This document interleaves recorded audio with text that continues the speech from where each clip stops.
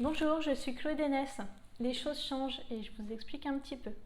Donc, je suis ostéopathe depuis près de 12 ans. J'ai longtemps travaillé rue Le Nôtre, résidence Le Grand Veneur. Depuis juin 2020, je suis dans des locaux accessibles aux personnes à mobilité réduite vers le centre commercial de Carrefour de Rambouillet. Il y a un accès direct de la N10 et de nombreuses places libres et gratuites. Donc, durant ces années de travail, les patients m'ont beaucoup appris. J'ai beaucoup appris également dans ma vie personnelle sur de nombreux points. Et j'ai poursuivi des formations complémentaires à l'ostéopathie. Puis j'ai vécu la fermeture de mon cabinet pendant 2 mois, pendant le premier confinement. Et durant cette fermeture, en fait, j'ai mesuré à quel point, dans le cadre de mon métier, l'échange avec les patients était un besoin en fait, et était important pour moi. Donc je savais que j'adorais mon boulot, que c'était une passion.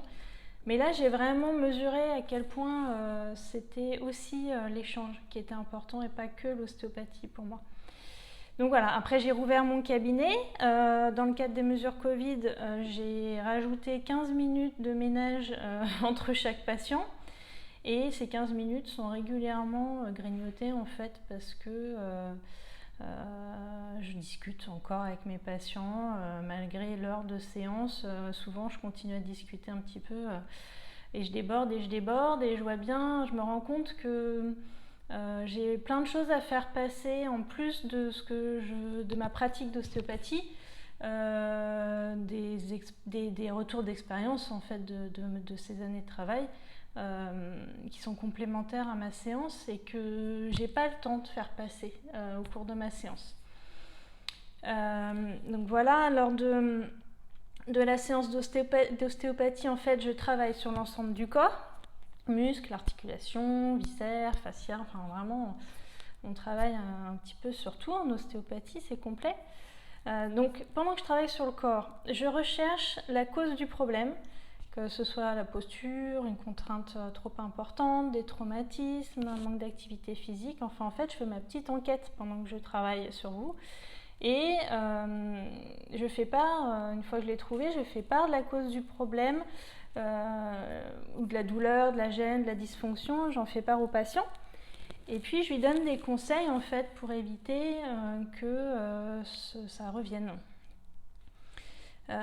Ces conseils, en fait, le patient les suit ou les suit pas, en fait, c'est pas la question.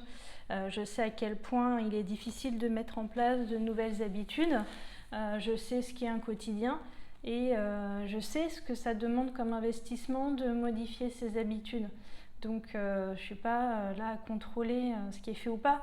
Mon job, c'est de vous donner de mon expérience. De vous donner toutes les clés en fait pour que vous puissiez faire au mieux, sauf que voilà, la perfection n'existe pas et je sais que voilà, ça se met en place comme on peut. J'adapte au mieux les conseils aux patients et à ses contraintes.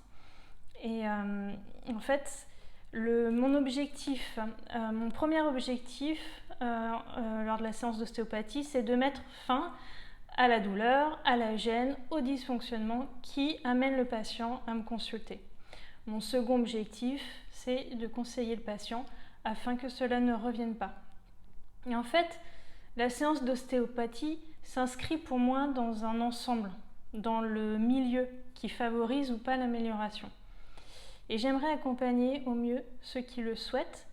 Et comme la séance d'ostéopathie doit, elle, rester ce qu'elle est et se suffire à elle-même, et que je ne vienne pas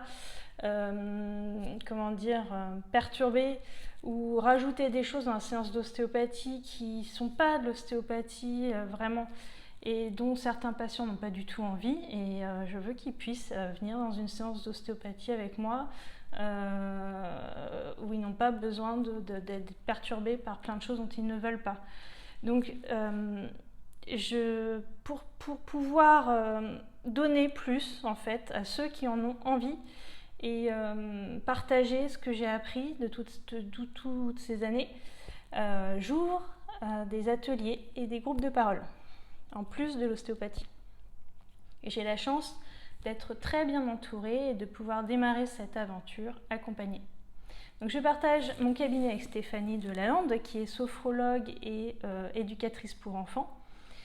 Et toutes les deux, nous mettons en place divers ateliers autour de la parentalité et des enfants. Ces ateliers seront menés par Stéphanie et ou moi-même. Et nous serons évidemment rejointes et soutenues par d'autres professionnels spécifiques en fonction des ateliers. Donc je vous invite à découvrir les ateliers prévus dans l'onglet Ateliers et nous allons en développer régulièrement de différents. Voilà. J'ouvre aussi une autre branche ça se recoupe, mais c'est autre chose. L'autre branche, je l'ouvre avec Patricia et c'est autour des hauts potentiels.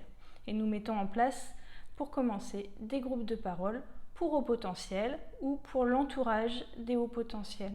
Donc je vous invite aussi à découvrir les ateliers et groupes de parole prévus pour hauts potentiels dans l'onglet hauts potentiels.